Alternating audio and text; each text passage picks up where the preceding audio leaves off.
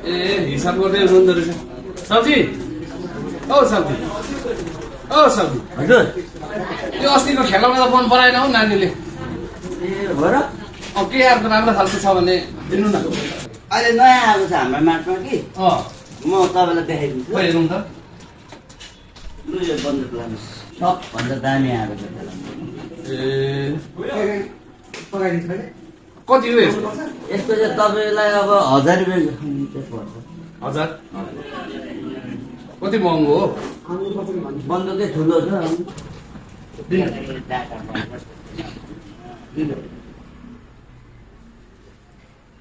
ओ दाजु ओ दाजु के गर्नु तपाईँले यो त नक्कली पठाइरहेछ उल्टो सुल्टो केही पनि छैन त्यही तपाईँको यो पेस्तल चाहिँ सक्कली हो त यो पनि त नक्कली त हो त नि